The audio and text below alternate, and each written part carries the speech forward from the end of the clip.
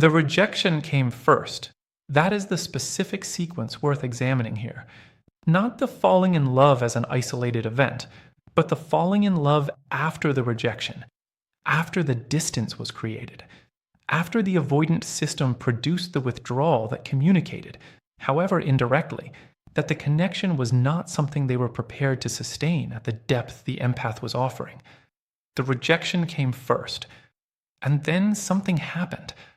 Not immediately, not in the dramatic, sudden reversal of someone who made a mistake and corrected it quickly. Something slower than that, more interior, more the gradual, accumulating, eventually undeniable recognition of something that the rejection was supposed to have resolved, but did not. The dismissive avoidant who falls in love with an empath they once rejected is not experiencing a change of mind, is experiencing the delayed arrival of something that was present before the rejection, and that the rejection did not eliminate, that the distance did not reduce, that the management, however efficiently it was running, could not adequately contain. The dismissive avoidant is worth distinguishing carefully from other avoidant types, because the specific psychology of the dismissive pattern shapes both the rejection and the eventual falling in a particular way. The dismissive avoidant has organized their interior around a specific premise more thoroughly than the fearful avoidant tends to. The premise is self-sufficiency as genuine preference, rather than as defense. The dismissive avoidant has not simply learned to manage the need for connection, has, through the sustained operation of the architecture over sufficient time, partially genuinely convinced themselves that the need is not there, that independence is the honest expression of who they are, rather than the defended management of what they dare not feel. This partial convincing is what makes the dismissive avoidant's rejection of the empath feel, from the inside, more like a clear-eyed assessment than a fear response. The fearful avoidant tends to experience the tension between the wanting and the fear more directly, tends to feel the pull and pull even as they retreat. The dismissive avoidant tends to experience the retreat as simply accurate, as the honest expression of a preference for independence rather than the fear-driven exit it actually is. The empath, receiving this rejection, often receives it as more final than it actually is, as more genuinely concluded, as the clear-eyed determination of someone who has honestly assessed the connection and found it insufficient, rather than the fear-organized withdrawal of someone who could not tolerate what the connection was beginning to require of them. What the empath brought to the connection before the rejection is worth understanding because it is directly related to what produces the falling in love after it. The empath brought genuine depth, genuine presence, the specific rare quality of someone who sees another person accurately and holds what they see with genuine care, rather than using it for strategic purposes. The quality of attention that does not perform itself, the warmth that does not have an agenda, the self-possession that is grounded in genuine interior knowing, rather than the managed presentation of confidence. These qualities reached the dismissive avoidance interior before the rejection, established themselves in the defended interior before the management could adequately prevent the establishing, produced the genuine impression that genuine impact produces, the specific, detailed, keeps returning quality of something that has been held in the interior with more presence than the dismissive avoidant was prepared to acknowledge. The rejection did not remove these qualities from the avoidance interior, could not. The impression was already made. The genuine seeing had already occurred. The specific, rare experience of being with someone who was simply, completely, honestly themselves had already registered in the avoidance system in the particular way that genuine experience always registers, as something that continues to have presence in the interior regardless of what the behavioral management subsequently produces. After the rejection, the dismissive avoidant returns to the defended life. The defended life is familiar, is comfortable in the specific, not requiring much sense of what is known. The self-sufficiency narrative runs efficiently. The independence feels genuine. The ordinary conditions of a life organized around not needing provide their characteristic, adequate, not particularly nourishing, but not acutely painful quality of daily experience. but something is different than it was before the empath. The difference is not immediately obvious. The dismissive avoidant is not in the acute distress of someone who is clearly missing something they chose to walk away from. The management is too efficient for that quality of acute experience. The self-sufficiency narrative is too practiced to allow the missing to surface in any form that directly contradicts it. The difference is subtler, more textural. The quality of the ordinary connections available in the defended life, the pleasant, manageable, not pressing against the interior connections that the dismissive avoidant is comfortable with, those connections have a slightly more visible inadequacy than they had before the empath. Not because the connections changed, because the empath provided a reference point, a specific, experiential, body-level reference point for what genuine connection actually feels like when it is being offered by someone who is completely, honestly themselves. And that reference point, however the dismissive avoidant consciously frames it, however the narrative manages its significance, is now present in the interior as the honest comparison against which subsequent connections are measured. The comparison is not flattering to the subsequent connections. The dismissive avoidant does not typically acknowledge this consciously. The narrative would not permit the acknowledgement, would not allow the honest assessment that the connection being declined was categorically different in quality from what the defended life typically provides. To allow that acknowledgement would be to allow the weight of what the rejection cost. But the body keeps the accurate record. The nervous system holds the reference point, regardless of what the conscious narrative does with it. The specific, felt, genuine contact felt like this quality of the empath's presence is retained in the interior with the persistence of genuine impression. And the absence of that quality in subsequent connections is registered, however subtly, however below the threshold of conscious acknowledgement, in the body's honest accounting of what is and is not present. Over time, the gap between the reference point and the ordinary available connections becomes more difficult to manage around. This is the hidden psychology of the title, the specific, gradual, interior process by which the dismissive avoidant who once rejected an empath moves towards something that can honestly be called falling in love. Not a sudden reversal. The accumulating recognition that the rejection did not produce what rejections are supposed to produce, did not eliminate the genuine impression, did not reduce the reference point, did not make the ordinary available connections feel adequate in the way they felt adequate before the empath was encountered. The falling in love is the honest arrival of what was always present, the genuine interior attachment that the rejection was supposed to have resolved, at a sufficient threshold that the management can no longer contain it as efficiently as it previously could. Not every dismissive avoidant reaches this threshold. Not every genuine impression accumulates to the point where the management's efficiency is genuinely reduced. The defended life is capable, for many dismissive avoidants in many circumstances, of absorbing the reference point's evidence without reaching the specific threshold where it produces behavioral change.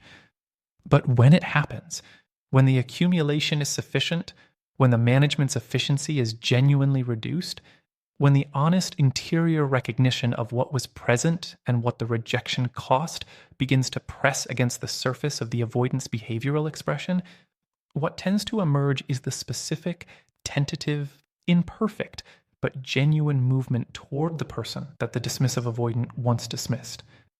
The empath, if they are still available, receives this movement from a position that has changed. Has changed because the empath has been living their life, has been doing the genuine interior work described throughout this conversation, has been reclaiming themselves, returning to their own genuine rhythm, inhabiting the ordinary days with increasingly genuine fullness.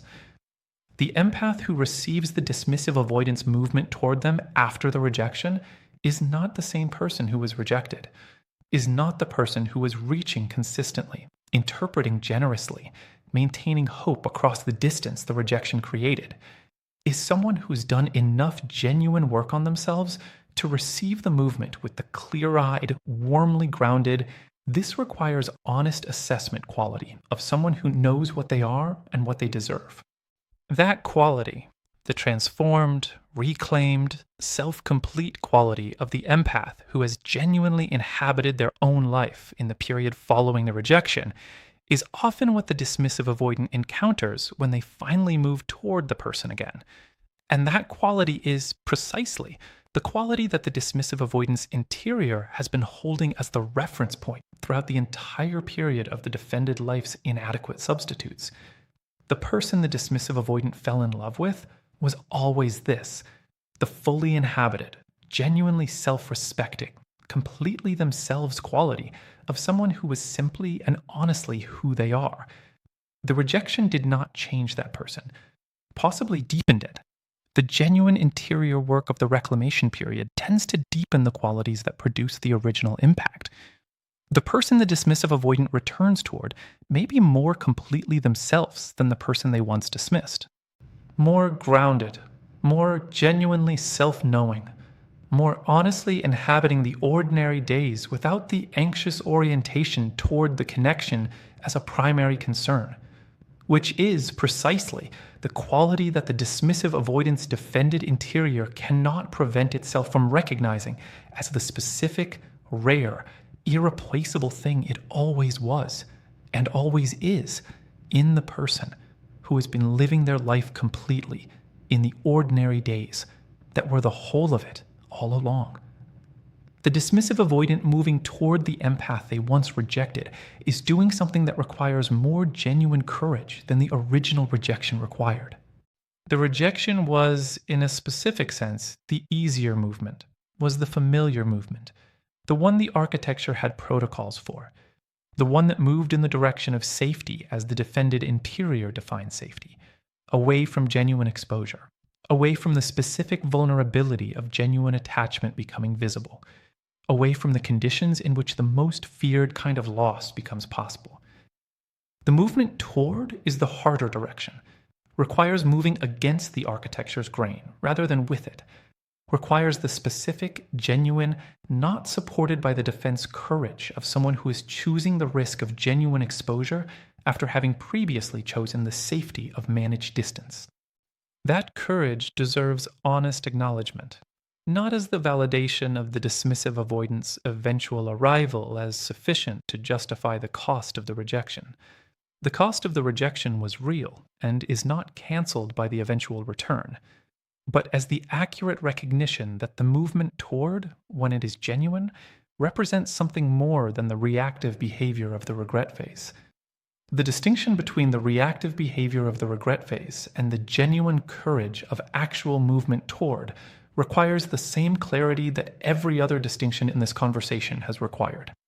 Reactive behavior is produced by the conditions of acute loss, by the going crazy, by the specific, uncomfortable, management insufficient experience of the defended life failing to adequately absorb the reference point's accumulated evidence. The reaching that comes from those conditions is real in its feeling and organized around the restoration of what the defended life is failing to adequately substitute for. Genuine courage is different in its interior quality, is produced not by the conditions of acute discomfort, but by the genuine, honest, I have looked at what the pattern costs and I am choosing differently quality of someone who has engaged genuinely with the interior work, rather than simply reached in the conditions of the going crazy. The distinction between them is not always immediately visible from the outside. Both look like movement toward. Both look like the dismissive avoidant having changed direction after the rejection. Both arrive with genuine feeling and genuine desire for the connection. What reveals the distinction is the same thing that always reveals the distinction in this dynamic: the ordinary days, the behavior when the acute conditions have resolved, when the empath's presence is restored and the going crazy has quieted, and the defended life's inadequacy is no longer pressing with the same urgency. When nothing in particular is requiring the genuine courage to continue expressing itself in behavior. Whether the movement continues in those conditions, whether the showing up is sustained across the unremarkable hours, is the only honest answer to the question of what the movement toward actually was. The empath receiving the dismissive avoidance return, if they are in the genuine, reclaimed, self-complete position of someone who has done real interior work in the period following the rejection, has access to something they did not have access to during the original dynamic. They have the reference point of the rejection itself. The rejection happened, was experienced in its full, real, whatever form it took impact. And the empath, having lived through it and done the interior work the living through it catalyzed, carries the specific body level, this is what it felt like knowledge of what the dismissive avoidance pattern produces when it runs in its characteristic form. That knowledge is not bitterness, is not the defensive armoring of someone who has decided the dismissive avoidant is not to be trusted and is maintaining vigilance against repetition. It is simply accurate information, the honest, experientially confirmed understanding of what the dismissive avoidance architecture does when the condition's activated. The empath with that information receives the return differently than they would have received it without it. Not more coldly, with more honesty, with the specific, clear-eyed quality of someone who can hold the genuine warmth of the empath's natural orientation towards someone they genuinely loved, alongside the genuine, this requires honest assessment clarity of someone who knows what the pattern produced before and will be watching honestly for what it produces now. The watching is not the vigilant monitoring of someone who is bracing for the pattern to reassert. It is the honest attending to the ordinary days, the same attending that has been the consistent standard throughout this conversation. What are the ordinary days producing? Not the acute phase of the return, the ordinary days that follow. Is the warmth present in the unremarkable hours or concentrated in the significant moments? Is the effort visible when nothing is requiring it to be anything? Is the showing up sustained when the acute motivation of the return has quieted, and what remains is simply the daily choosing of the connection? Those questions are not the anxious monitoring of someone who cannot trust. They are the honest assessment of someone who knows that genuine change is visible in the ordinary conditions, and that the ordinary conditions are the only honest test of whether what has returned is the pattern in a new phase or something genuinely different. The dismissive avoidant who has done genuine work, who is returning not from the reactive conditions of the going crazy, but from the genuine interior development that the reckoning with the pattern's cost can catalyze, will produce different ordinary days than the dismissive avoidant who is returning from the reactive conditions. The genuine work tends to change the texture of the ordinary days in specific ways that are worth knowing. The consistency increases, not to perfection. Genuine human development is not the production of a flawless behavioral record, but the consistency of the showing up in the ordinary conditions increases relative to what the previous dynamic was producing. The warmth is more reliably present in the unremarkable hours. The effort appears when nothing is requiring its appearance.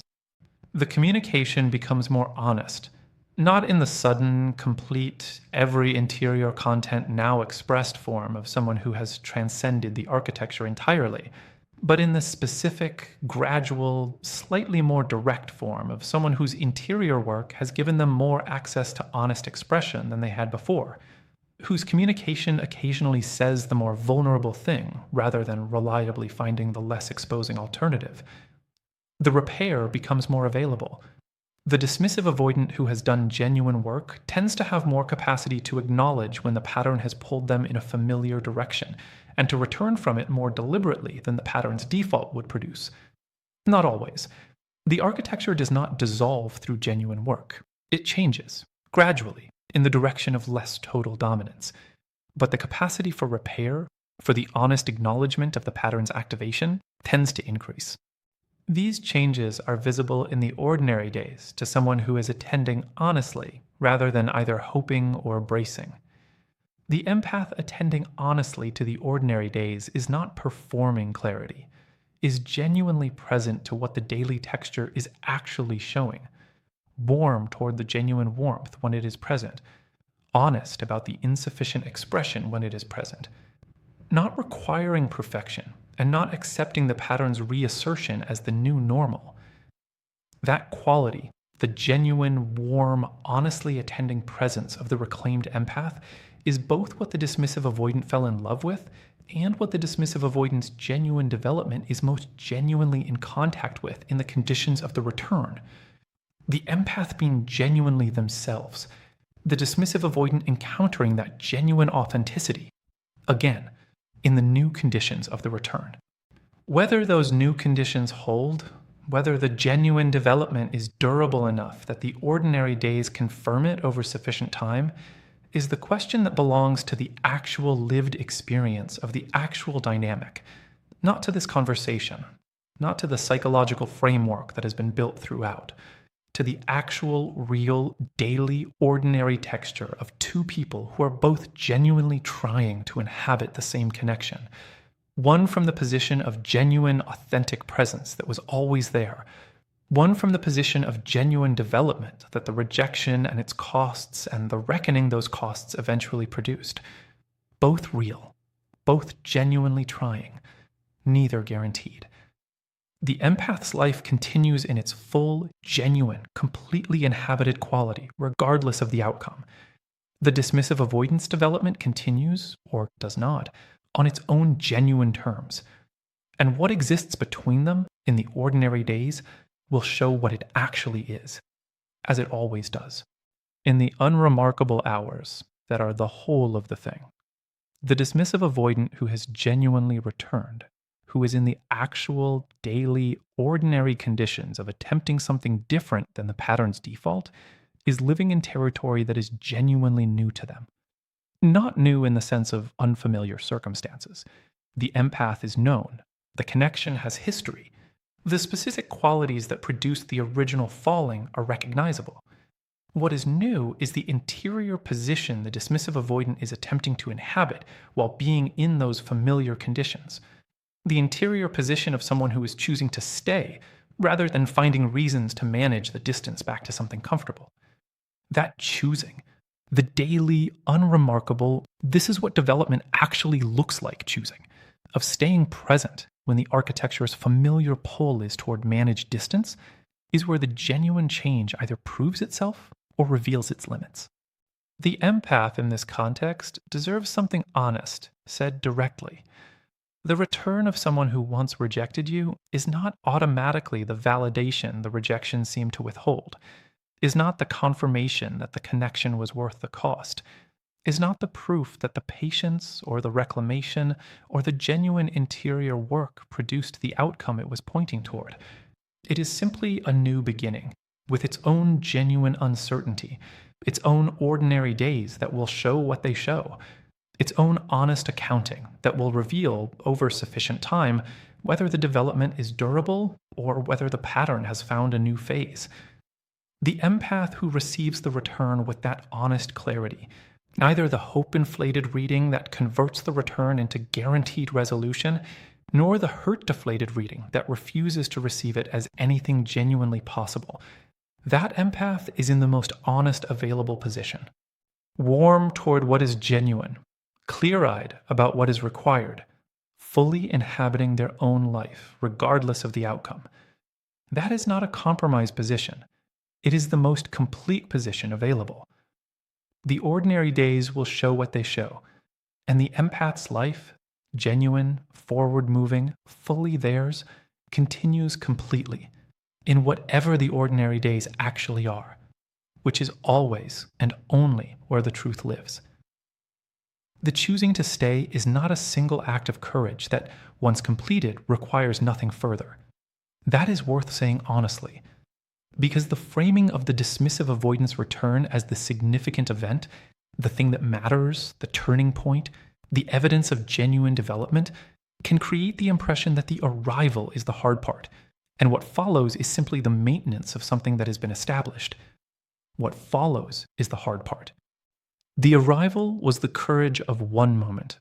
What follows is the courage of the ordinary moments, the Tuesday afternoon, the Wednesday evening, the unremarkable Thursday where nothing significant is happening, and the connection is simply present in its ordinary texture. And the question is simply whether the showing up continues when there is no particular occasion requiring it. The dismissive avoidant who has genuinely developed has more access to that ordinary courage than the one who is returned from reactive conditions. But more access is not complete access. The architecture does not dissolve entirely. The pull toward managed distance does not disappear because genuine work was done. It becomes less dominant, less automatic, less capable of running entirely without the conscious engagement of someone who has learned to recognize when it is operating. That recognition, the specific, developed capacity to notice the architecture's pull in real time rather than only in retrospect, is perhaps the most practically useful thing genuine interior work produces for the dismissive avoidant. Not the elimination of the pull, the capacity to feel it and choose differently.